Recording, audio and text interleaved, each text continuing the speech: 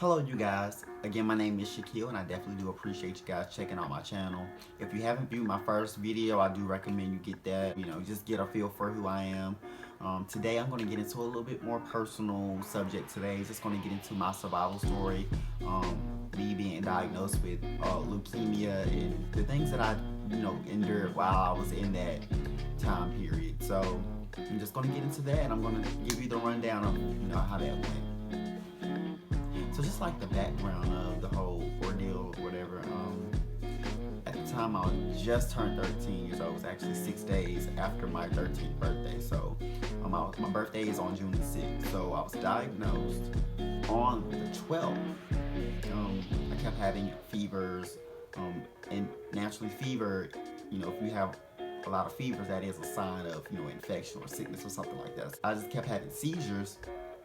And I also I didn't let my mom know this or my dad know this, but I kept having dizzy spells to where I felt like I wanted to pass out. But I was just like, this is nothing. I'm fine. So, they actually decided to take me in to get, checked out or whatever, go to my primary care physician. They checked my blood, and they actually told us that my blood levels were so low that they thought that their machines were broken. So they sent me to the nearest hospital and got my blood checked there. So it was about 2 or 3 hours later, after I finished getting my blood drawn from the hospital, they gave my dad a call and said, "You need to get your son to Duke University Hospital right away." So he's like, "Shaquille, we need to go. They're telling us we need to go right now."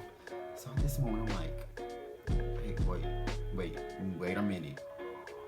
Why y'all tripping? Why are y'all tripping? Seriously." So we're in the car and we're on the way to the hospital, and it was just me and my dad in the car at the time. My mom was at work, and my aunt, she was at work as well. So me and my dad in the car, the radio was off, silent, and I just started crying. I'm like, what's going on? Like, something ain't right. Something isn't right. So my dad looked at me and he was like, it's gonna be all right. Whatever it is, it's gonna be all right. So, shed a few tears, but dad passed away. We're just on the way to the hospital. I'm just hoping for the best at this point at 13. So we get to the hospital, and they're running tests on me. They're drawing blood, this and that. Doctors coming in and out. I'm just like, this is too much right now. Like, it was so much going on in that room. So they actually admitted me into the hospital, and I'm just thinking, like, what could it possibly be? The nurse came in the room. She was like, it's 3 possible things. You could either be anemic, you could have leukemia, or you could have sickle cell. So, we're just like, whatever it is, just let us know so we can, go ahead and get this done, get it treated, do what we need to do. So a couple of days go by, I'm still in the hospital. My aunts actually come to the room, and they're talking. How your aunts do? They talk. It might be a little bit too much, but I overheard one of my aunts, and I heard her say something about cancer.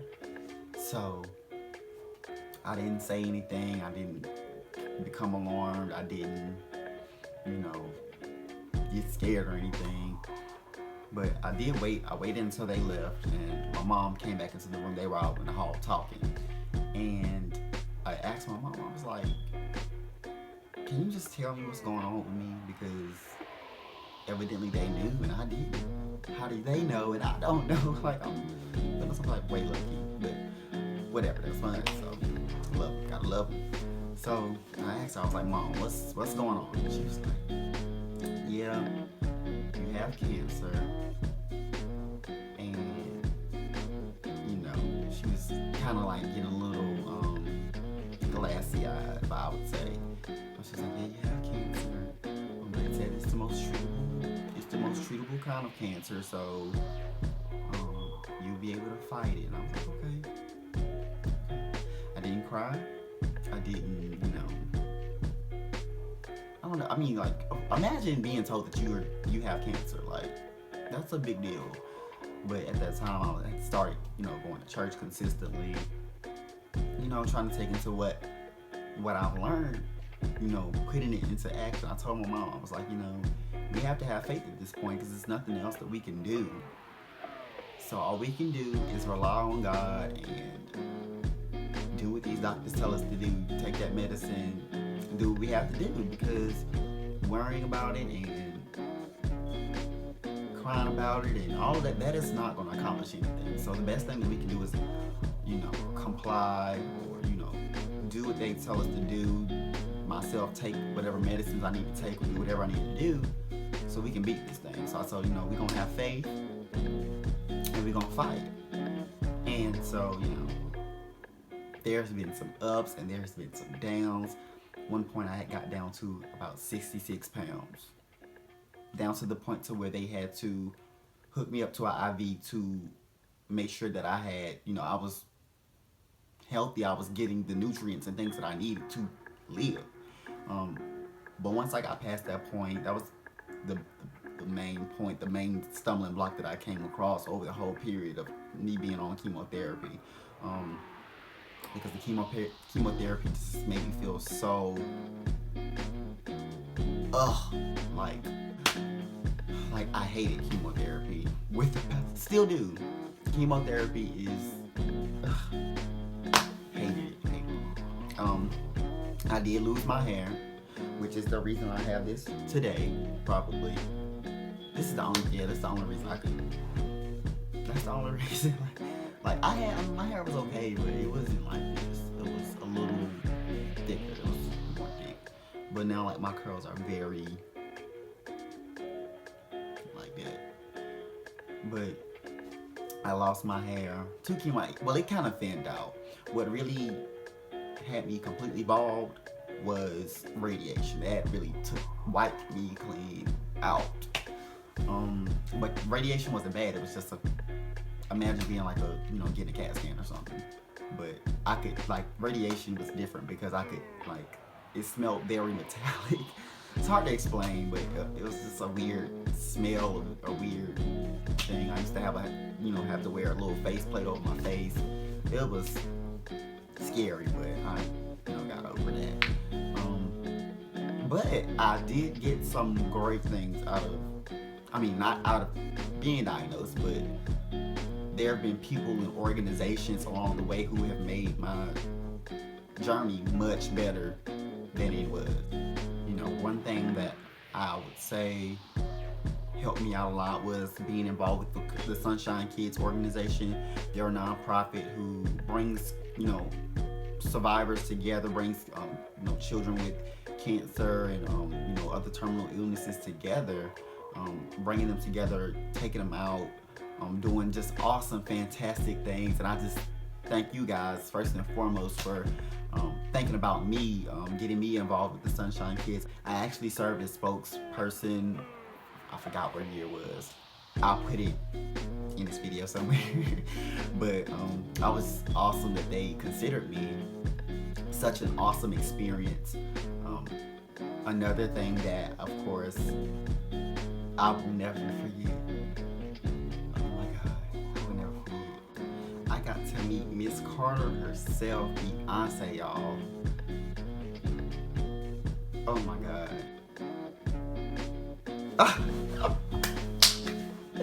Woo, because when I thank Jesus, when I thank, oh God, that's,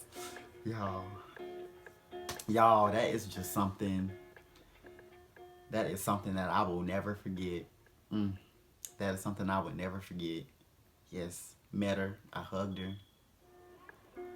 Oh, that was just, oh God, it's just taking me back. Oh, that takes me back. Oh my goodness. But yes, that was such an awesome experience. With, thanks to another great cancer survivor organization, Cancer reaching out to kids with cancer, just trying to make their journey a little better. So we definitely appreciate that organization as well. And also the Make-A-Wish Foundation, which allowed me to be on an episode of the games, Matchmaker, Mind Your Business.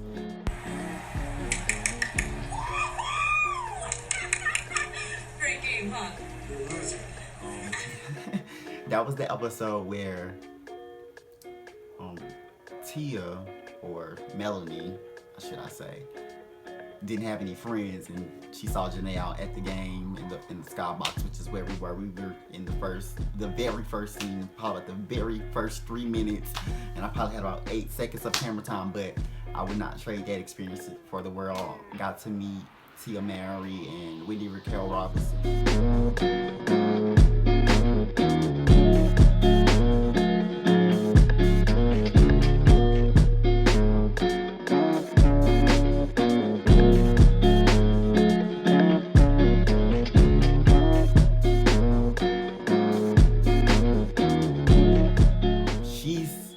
A handful.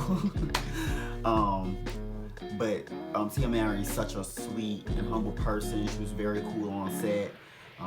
She even showed me a picture of Creed when he was first born, so I kind of felt exclusive.